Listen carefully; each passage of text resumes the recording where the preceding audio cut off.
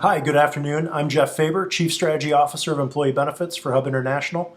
I'm joined today by Minji Kim, National Practice Leader of the Workforce Absence Management Team.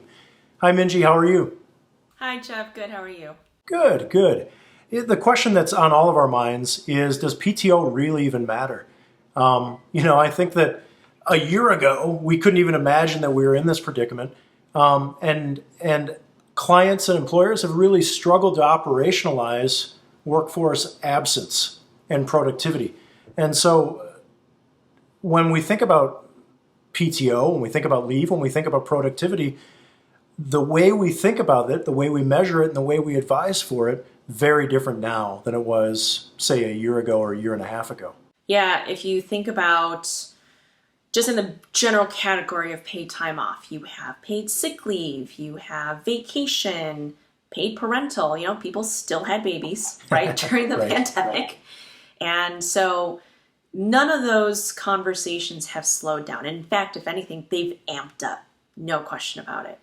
And from one lens, it's because various states and municipalities have turbocharged that conversation. You have the federal government handling the American Rescue Plan Act for purposes of emergency paid sick leave and emergency FMLA. Then you have states saying this is what they want for emergency paid sick leave. And they're changing all the time, right?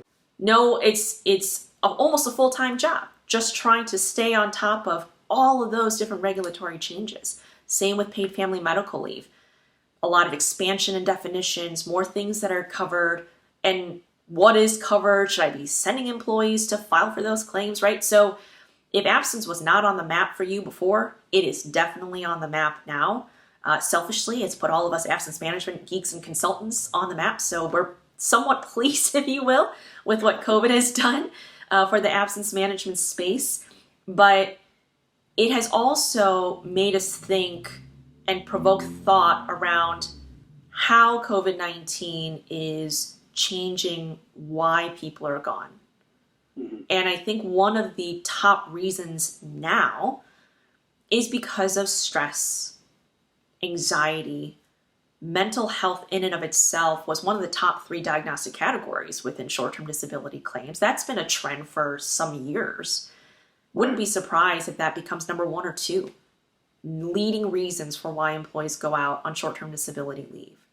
So what was already an animal has now become a beast, so to speak, and employers trying to figure out how to get their arms around that while keeping work afloat and keeping up the morale of the rest of the workforce. It's a challenge. That's putting it mildly, and such a diluted statement at this point, but it is a challenge. And I think employers are just trying to figure out how to move forward. Part of that, for example, is, am I offering enough PTO time for employees to deal with the current situation? And it's such a top frequently asked question that we, Hub, actually have commissioned a national benchmarking survey project to pulse customers and other organizations on how they are responding in this space due to COVID. And so sometime later in the early summer, we look forward to releasing that information, and we trust that organizations will find that information valuable. It's interesting, even in the definitions, right? PTO, what does that even mean anymore? Is it me walking downstairs and kicking off my shoes and saying I'm done for the day, right? Or is it somebody who goes on vacation, yet they don't leave their workplace, which is their home or their closet or their office? And what does that truly mean? And is it my boss is having different expectations for me working before as I'm working today? I know it's an absolute challenge from a policy standpoint, but how are employers starting to look at the different definitions of truly being on the job or off the job today? Well, I think before the definitions, Jeff, I think people are slowly starting to wake up to the necessity of even having that conversation, right? So I chuckle at your comment about I walk down the stairs and I kick my shoes off and now I'm home and I'm not working.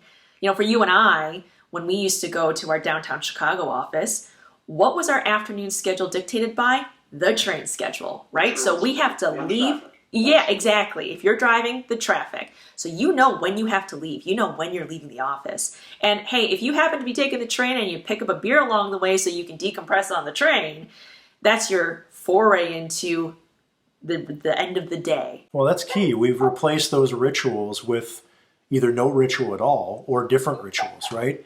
And Right. so I think about when you transition an office back, either all the way back or in a hybrid situation, how do you deprogram, decommission some of those rituals to kind of institute new ones, to create productivity and to create the separation of work and home? Yeah, absolutely. I think it's a bit nebulous right now, only because we haven't experienced it yet. I think having this conversation now is certainly the right first step. I think the more employers are cognizant of what they will have to deal with as they transition back, it helps us create more dialogue up front so that we're better prepared for it. But some of the things, like you said, in terms of patterns of behavior that we need to possibly decommission and change as we transition to another stage of this pandemic, I think about employee absenteeism. Today, I don't know that employees are fully absent from work. They're probably working. They're probably answering an email because they're with their phone on their laptop. They don't have to go anywhere. Perhaps the only thing that might stop them from doing that is if they have kids schooling from home and their bandwidth for internet at home is not strong enough, right? Like that might be the only thing. But as a practical matter, employees are probably working sick today. It questions productivity. It questions an individual person's resiliency. In fact, I think it questions, and maybe it's not talked about out loud today, but I also wonder how employees are perceiving that. Does my employer expect me to keep working while I'm sick because I'm home? And here's the worst part about it, Jeff. I think you would agree. There may be plenty of employers that absolutely don't think that, right? Hey, you're sick. You need to take time off and unplug. But without that communication, employees don't know any differently. They're going to assume I should keep working. I'm still plugged in, so why not? So first, we talk about concrete events like employee absenteeism today in today's environment that has somewhat diminished into non-concrete absence events. We're now bleeding into a question about quality and productivity. And now we really get into the presenteeism conversation, right? So you're at work, but you're not really at work. And some of those things, Minji, they're not temporary. They contribute to a permanent loss of productivity, right, in presenteeism and collectively into burnout. Right, right.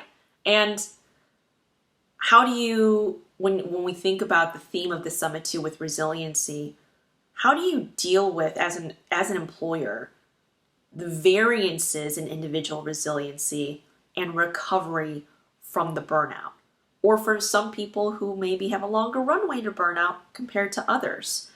I think that just shows us that we're talking about people. We're not talking about robots. We're not talking about mathematically, scientifically formulated, known outcomes and eventualities. We're talking about individual people and different responses and reactions to, albeit the same stimulator, right?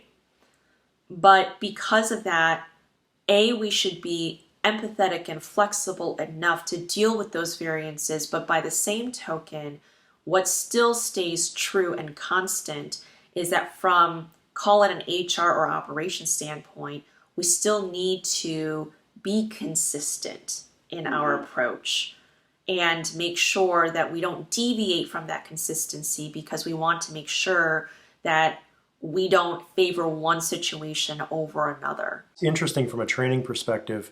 You used to train managers on recognizing burnout. Now we're training our employers to train all employees to recognize burnout even amongst themselves. And it's not just a red book survey, right, or a quiz where you're adding up your points. It's a continual dialogue between peers, between manager, managee, to figure out different ways to cope, right? Right. Yeah, and I think that also means creating a safe enough environment that people feel comfortable having that conversation. admitting Absolutely. it and saying that they need help.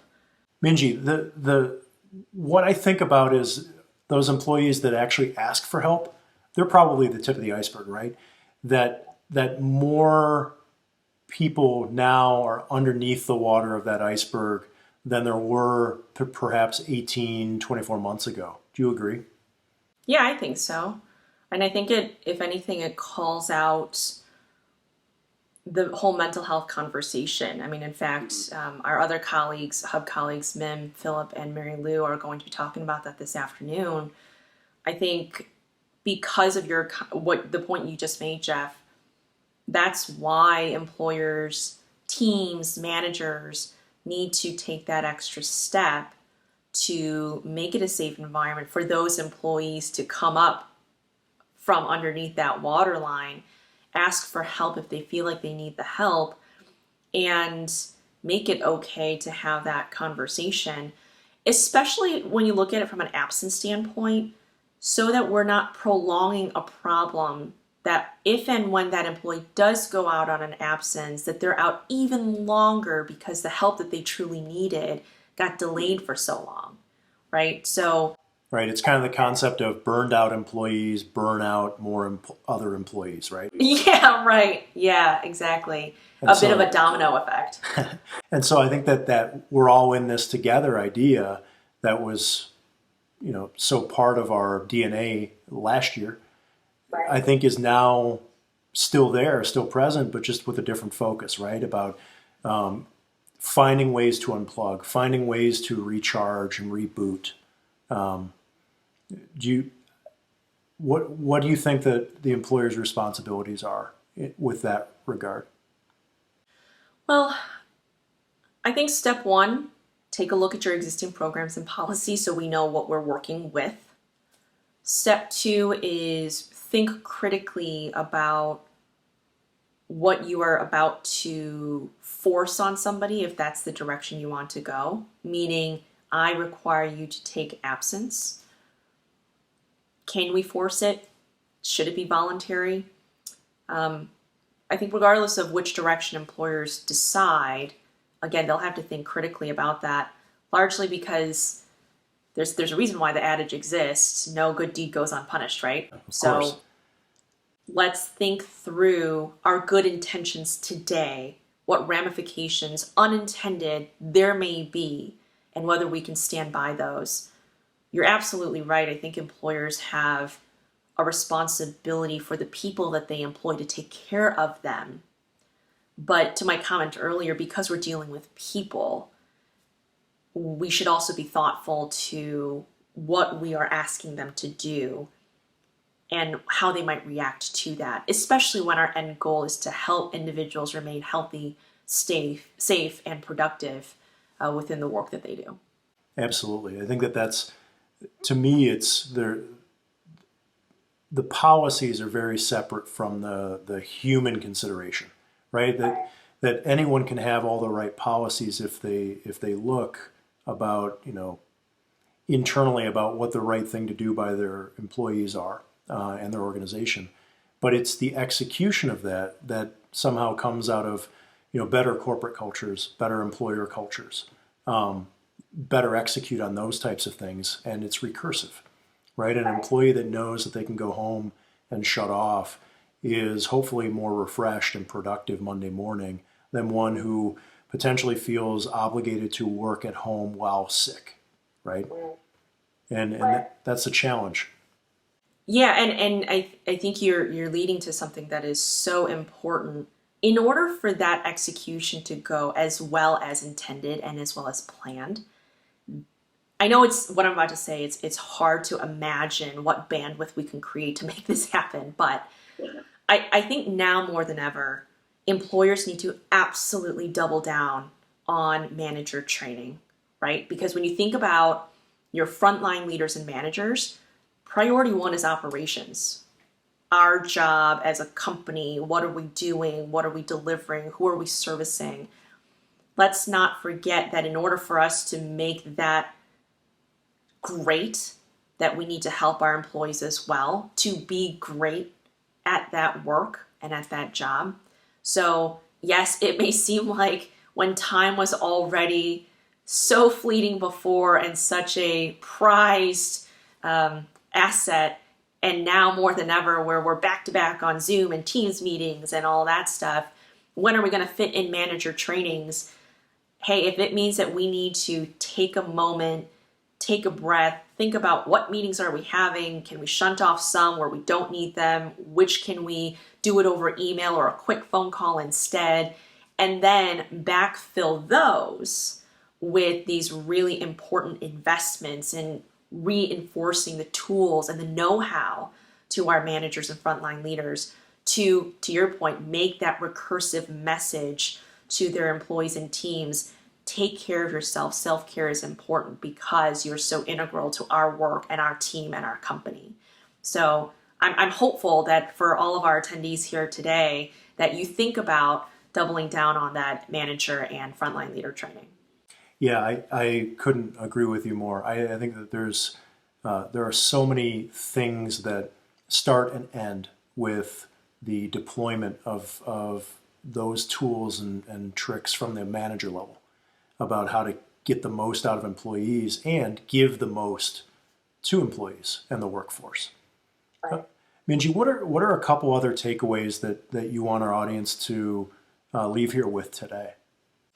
Yeah, I would say let's look at it from a program standpoint. So whether it's paid time off or paid parental, etc., I would encourage everybody to think about whether those programmatic changes are intended to be temporary or are they here to stay? And if they are going to be temporary, how do you transition out of something that you've just been offering or providing or will offer and provide? And then secondly, to my point earlier, let's just make sure that as we continue to muscle through employee absenteeism in whatever shape and form it may exist today and will exist in the future, that we still stay constant and true to core policies and procedures so that we can be consistent from case to case. Absolutely, we will have to pivot a little bit here and there, but I think as we continue to preserve that consistency, it'll just pay off in the end. Absolutely. Couldn't agree with you more. I know I just said that, but I agree with pretty much everything you say, as always. Yeah, thanks, Jeff. Minji Kim, as always, great speaking with you. Audience, thank you so much for listening to us today. Don't forget to join us for the Q&A later this afternoon with Minji and myself. We're happy to take your questions and happy to walk you into certain areas you want to double click on. Minji, anything else to say before we go? No, thank you, Jeff. Always appreciate the dialogue and look forward to the Q&A later this afternoon. Thanks, everybody. Take care. Thank you.